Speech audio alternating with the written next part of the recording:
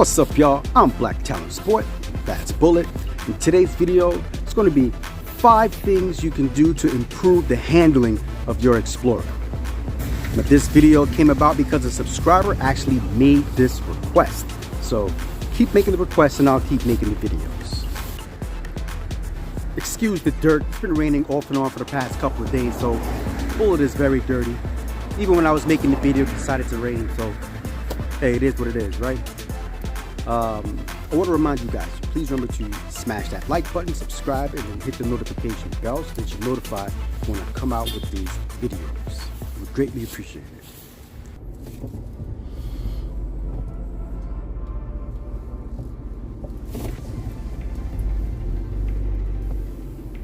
All right, we're getting right into the 5 things that will improve the handling of your Explorer. But first, let me just say this. Getting any one of these things will actually give you a significant increase in the handling. But if you got all of them now, or any combination of them, they just complement each other very well. Right? So the first thing that you can do is change the struts and the shocks, front and back. There are about 3 companies that I would suggest, 2 that I'm very familiar with because I've had it. The first one I would suggest is what I have, which is the Bilstein B6s. Now, these Bilstein B6s are arguably the best struts you can get for Ford Explorers. If you like a firm ride, then these are definitely probably the stiffest struts for them. Now, if you live in a city that has a lot of potholes, they're not so forgiving for potholes. It's pretty rough over the potholes. But if you live somewhere where you don't really have to endure potholes like New York City does, then you will absolutely adore these struts just as much as I do. Very responsive and just perfect for spirited driving and handling with Ford Explorers. Wonderful struts. The second I would recommend would be KYBs. I had KYBs on my previous vehicle. A very good option. And for the third option for the struts would be Steeda. Steeda is now providing struts for the Explorers. I haven't had any experiences with them or heard anything negative, or I haven't seen anything or heard of anybody with them just yet. But that is an option. Steeda is a company that I particularly trust. I have their rear sway bar, but we'll get into that a little bit later. So for the struts, you got your options are that I would suggest, like I said, is Bilstein B6, KYBs, and Steeda. All right, getting into the next area that you can upgrade to improve the handling is going to be the Steeda rear sway bar. So let us now talk about the Steeda rear sway bar, and I am going to add in the Moog sway bar links because they basically complement each other. Man, this sway bar has been an intricate factor in improving the handling of Bullet. The stiffness and the plantability. This thing is really planted when cornering due to that sway bar. The sway bar link is a Moog sway bar link. They call the Answer. I recommend you replace those. The factory sway bar links have plastic in them, especially on the front.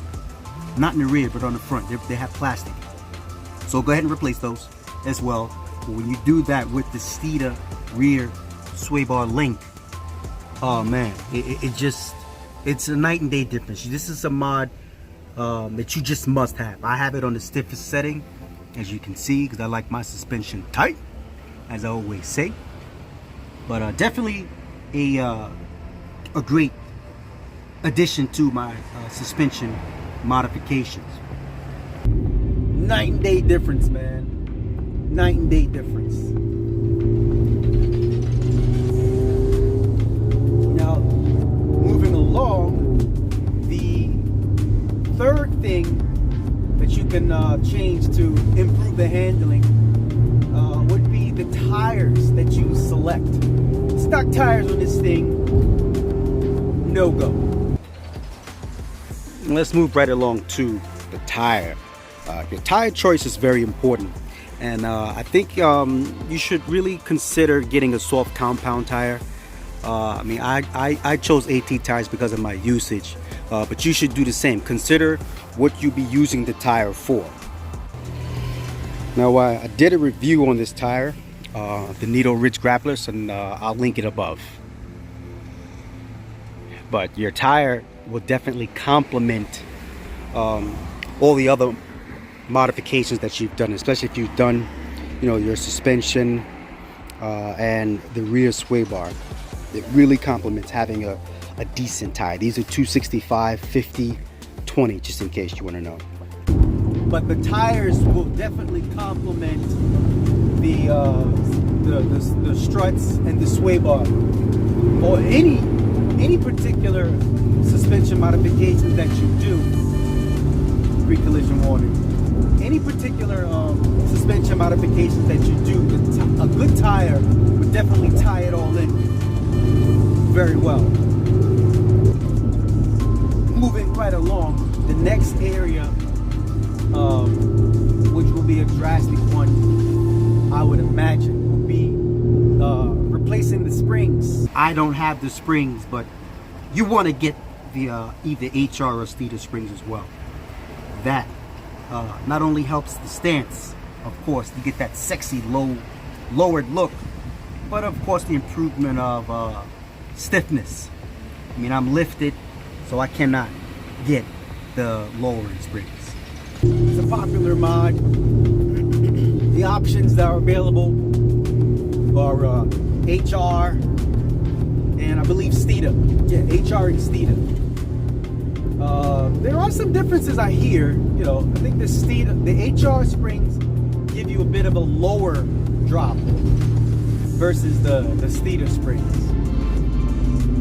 That's a mod that I really want to do, but it's one of the things that I want to do, but because of my usage, you know, I drive on the beach, I need the ground clearance. I can't do the lower springs, but I desperately want it because I know that my handling will get way better with the addition of lowering springs.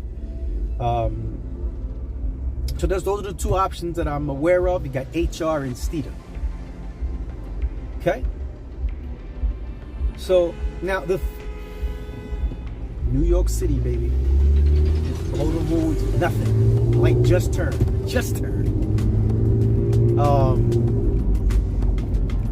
Now the fifth area is not a common one, but it is an area that is prevalent for other platforms. That's bracing with the strut tower brace and also the rear strut tower. Please excuse my dirty engine bay. It's a mess right now. Alright, so this is going to be the front strut tower brace.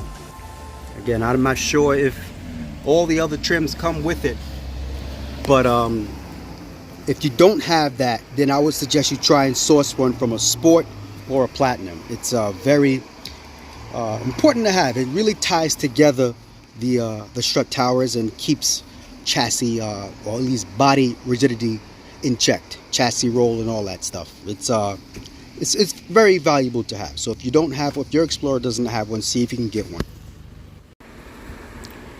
Now that brace for the rear strut tower brace, it's like an X. It goes from like over that side, comes in the middle, it connects again. So it's like an X. I absolutely need my third row, so that's one of the mods that I will not be able to do. But if you don't need your third row, I would strongly suggest that you get that X brace. I believe the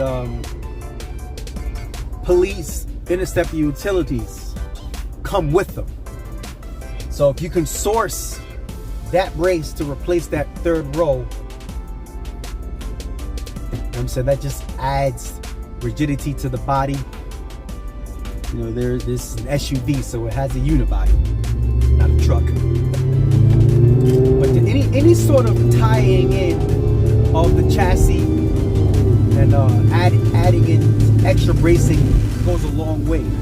That's another mod that I wish that I could get, but I need my third row, so I won't be doing that one. Those are the 5 areas that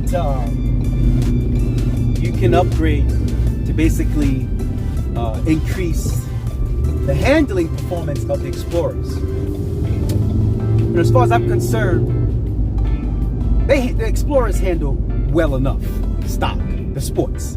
I have driven 2 separate limiteds. One was front wheel drive, one was all wheel drive. And they basically both handle the same, but there is a drastic difference between the sub sport and platinum trims. Suspension on the sports and the platinums are, to me, they're way stiffer. They're significantly stiffer, and they handle a lot better. That's going to wrap up this video. I want to thank you guys for watching.